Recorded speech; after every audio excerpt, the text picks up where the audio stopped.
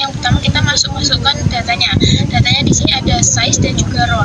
Kemudian kita masuk ke bagian analyze, kita cari di bagian regression ini, kita masuk ke linear. Kemudian yang bagian row ini kita masukkan ke dependent. Kalau untuk yang size ini kita klik dan masukkan di independent. Kemudian di bagian statistik kita klik. Nah, untuk checklistnya itu yang bagian Durbin, Watson, sama case wise ini di checklist. Oke, kemudian di continue. Setelah itu di bagian plot kita klik.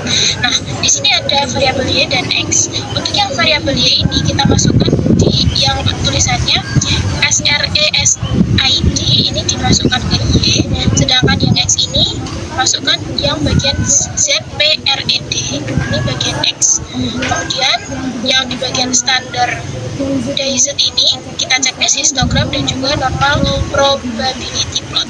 Jadi continue. Setelah itu di bagian save ini di bagian residuals itu ada unstandardized ini di checklist, dan juga ini include the covariance matrix ini juga di checklist. Kemudian di continue. Setelah itu di bagian option pastikan sudah seperti ini, entry-nya 05 dan removal-nya 10, di continue, lalu kita out. Nah, setelah itu sudah keluar datanya seperti ini.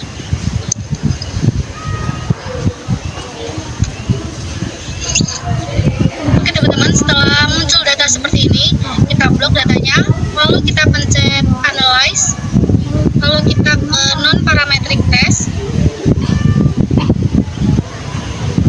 lalu pencet yang legacy dialog, lalu pilih yang satu sampel.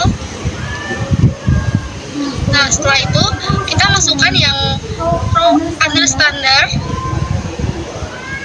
ke test variable, lalu kita pencet OK. Nah, setelah muncul seperti ini, kita kembali lagi ke data yang tadi, lalu kita pencet yang analyze lagi, lalu kita ke compare means,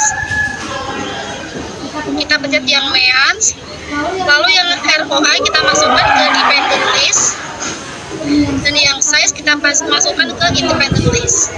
Nah, lalu kita ke option, ini kan sudah ke median, lalu yang statistik for first layer kita pencet klik, kita checklist semua, lalu kita continue. Nah, setelah itu langsung kita OK. Nah, setelah muncul data seperti ini, kita lanjut ke step selanjutnya. Kita balik lagi ke data yang tadi. Oke teman-teman, langkah selanjutnya yaitu masih di data yang tadi. Kita pencet yang transform, lalu compute variable. Nah, di sini kita ubah dulu yang function group, kita pencet yang all, lalu kita pencet yang ABS. Nah, setelah itu kita pindahkan datanya ke atas. Lalu yang data ini, yang standar ini kita pindahkan ke samping ABS. Nah, lalu yang target variabel juga kita rubah.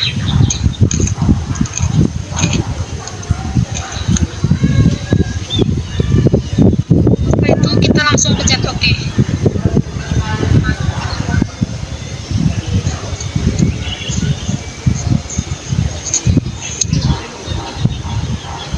Sudah.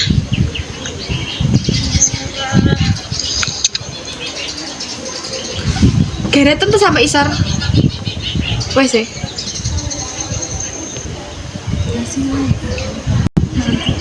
Ayo. Nah, terus. Kok tak cepet nih hasilnya.